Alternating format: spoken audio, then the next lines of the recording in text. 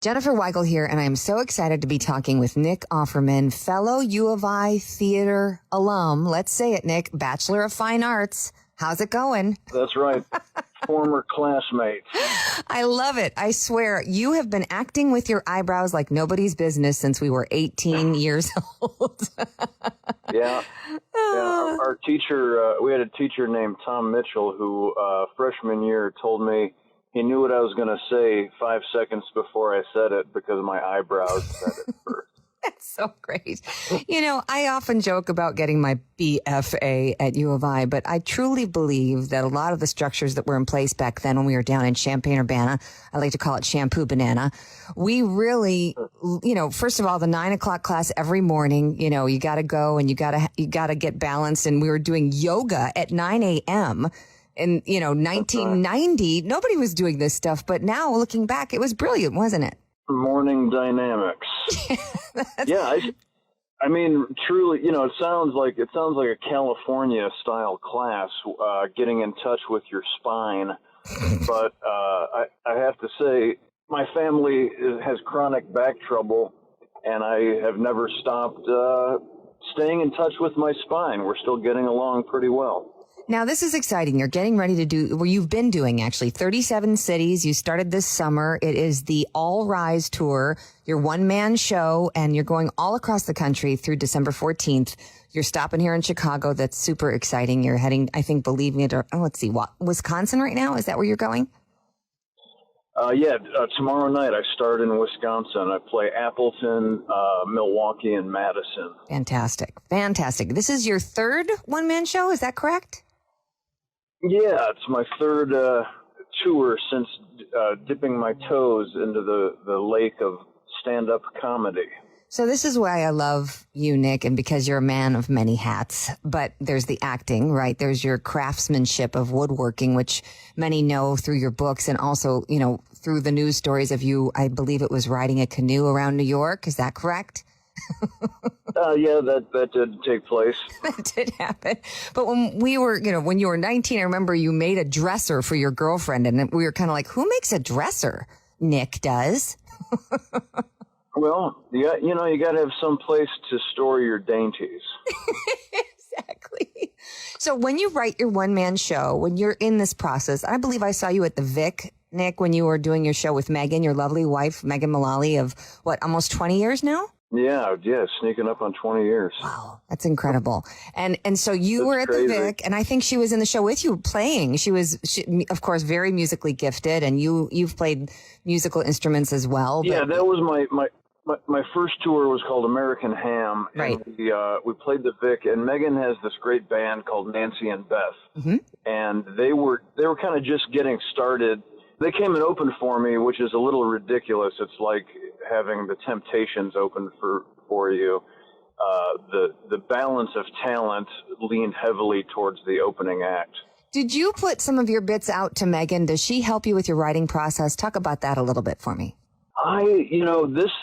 This show is the first time that Megan's actually directing it. Ooh.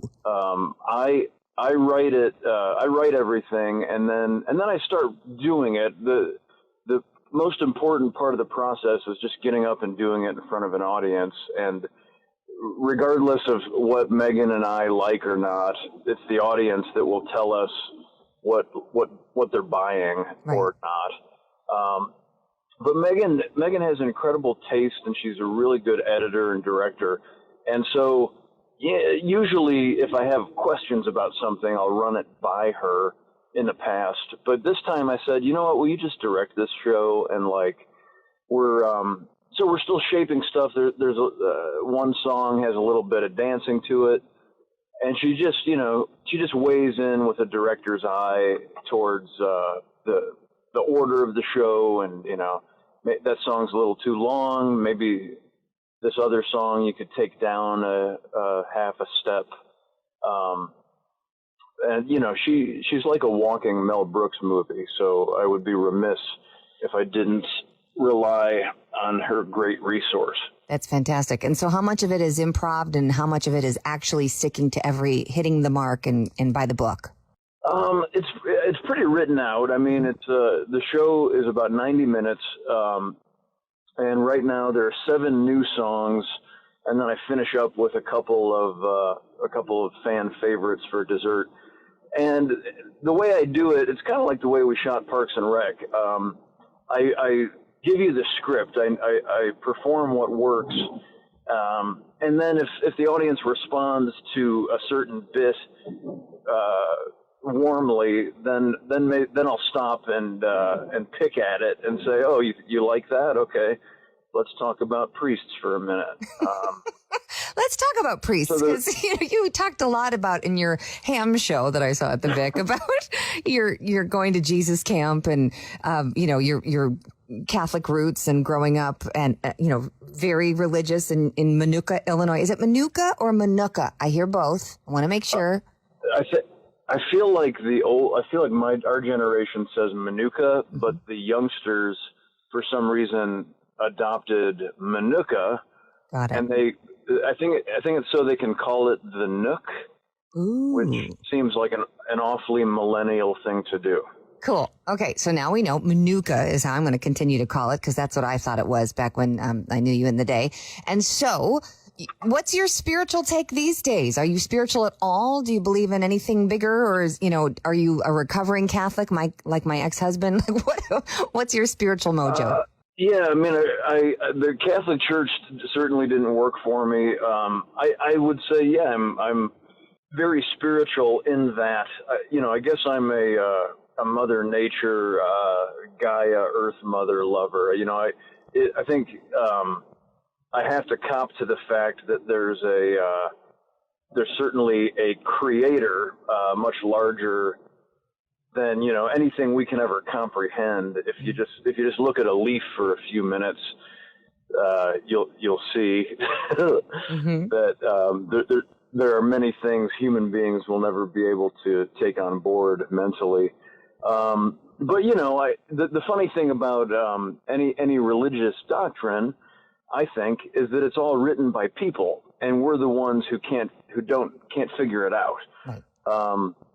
So, I mean, I respect and admire all religions in so far as they, I think it's a great idea to say to everybody, hey, let's get together every Sunday or whatnot and remind ourselves to be humble, remind ourselves not to kill our neighbors or try to kiss their wives out behind the woodshed. Those are all good ideas to, collectively maintain a sense of values. And so, I think I pursue a spiritual life without adhering to any particular doctrine. Fabulous. Right on. A lot of people don't know about your white rapper days back in Minooka. Do you want to give a little shout out to the days when was it TikTok or what was it that you did? Because I almost fell off a chair when I was watching you tell that story. My cousin and I were very popular down at the Shanahan skating rink. With our 2-man breakdancing team, TikTok and Flip Flop, and we, I think we may have won 3rd place one time in some sort of competition. I think that needs to find some airtime somewhere. Just saying, does it come to the show, or is it part of All Rise? Well, I think there are some moves in the show which make it perfectly clear that I have had some deep classical dance training. Our Theater 108 classes are going to come in handy, right? That's right. What part of Ron Swanson is not like you? Because a lot is, right? We know that you like brown liquor and bacon, you, Nick Offerman. But, what are some misconceptions about you, Nick Offerman, because of the character Ron Swanson? Do you find that you face that when you're out in the world doing your book signings? By the way, 4 New York Times best-selling books, which is pretty amazing. But what are some misconceptions about you, Nick, because of Ron Swanson? Well, I suppose I'm a human being, and he's a brilliantly written comedy character, and so most of the differences are just rooted in reality. Like if I ate the amount of steak and bacon and drank the amount of scotch that Ron Swanson drinks, I would have been dead at 39. Right. And then he also is allowed, I think, to be much more of a staunch idealist in his sort of simple, myopic little sphere of Pawnee, Indiana, whereas I'm a human being that has to navigate the real world. So where Ron is able to live by these clear-cut rules, I find I have to be a little more open to curiosity and to compromise, which I think makes me probably a more liberal thinker. Yeah, and allows Ron to say, well, I don't like the way this election is going at all. I'm going to go live in my cabin for 3 months. Exactly. What do you do to completely unwind and unplug? Because you're going to be on tour now through December 14th with this. And then are you just going to take January and February and go to an island and relax with Megan? How do you unwind? Well, the main thing we do, I have two methods. One is our most people go to a spa or, go to some sort of getaway. But for us, with our very lucky and busy lives, the most exotic thing we can do is stay home and sit at our dining room table, which is a nice slab of elm from Offerman Wood Shop, and put together large jigsaw puzzles. That's our Hawaiian getaway. You have been married a long time. Yeah, absolutely. Yeah, we put on audiobooks. That's our dream. Like right? our version of like smoking a bong and watching and going to a concert is putting on a nice novel. Yeah. And putting together jigsaw puzzles on your big slab of elm. OffermanWoodshop.com, is that still the best place for people to also find tour dates and everything about you? It is, yeah. It's at some point, I suppose I should diversify. But yes, you can purchase meat paddles and dining room tables and find out all the dates for my tour at OffermanWoodshop.com. And when you come back to Chicago, and if you have a few hours off, is there a favorite haunt? Maybe a place you're going to grab a beer or a burger or anything that's on your, to-do list?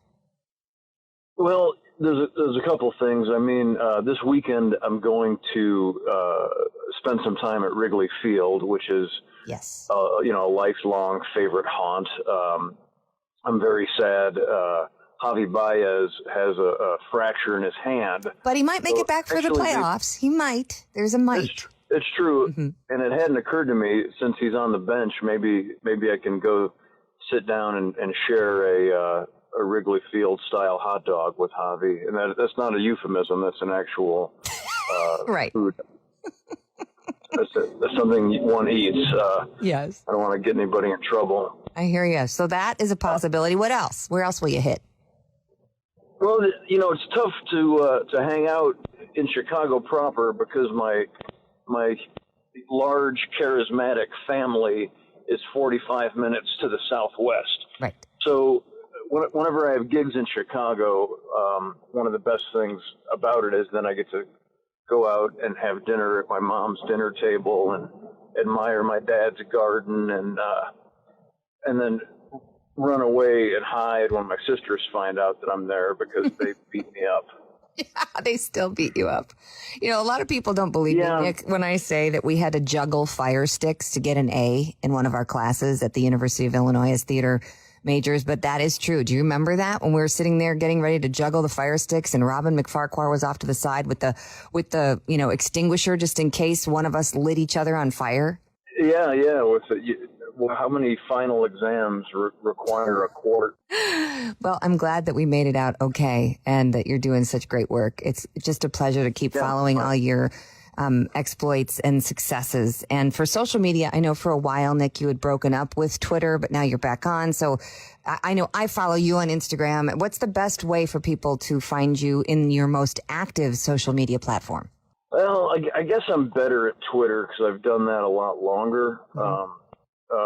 I'm on both, and I if I'm announcing things, which is my main usage, I usually try and do both of those, Instagram and Twitter. But who cares about me? I would direct people to Megan Mullally on Instagram. It's like she has her own TV channel. She's incredible. She puts together like feature films on that thing. It freaks me out. It's amazing. I follow her as well. She's got 1.3 million followers. And Mullaly, for those who don't know, is spelled with 2 L's, Mullally. I say this as Jenniffer with 2 F's. So this is why the double L is very important. Megan O. Mullaly on Instagram. Am I missing anything, Nick? That's right. No, that's the straight dope. That's the straight dope. I got really excited this morning because I don't think I've ever been on WLS proper. And as a kid growing up in Manuka, that was all we had. That was our only source for REO Speedwagon. And so I was brushing my teeth, and it suddenly popped into my head, AM 89 WLS. Chicago. And, exactly. John Records, Landecker. Yep. You know what? We're 95 years old. Larry Lujak and Animal Stories, Little Tommy. Yeah, we are 95 years young. Can you believe that? Yeah. It's a beautiful world. It's a rich time to be alive, Jenniffer. I can't wait to see you and see your show and celebrate you. Thank you for making time for us and your very busy 37-city tour. All rise. Go to OffermanWoodshop.com is the best place to find out the information, and order yourself an elm table while you're at it. Get those tickets. Why not? Yeah, they are beautiful and they'll last you forever. All good things going your way. Thank you so much, Nick. Have a beautiful day.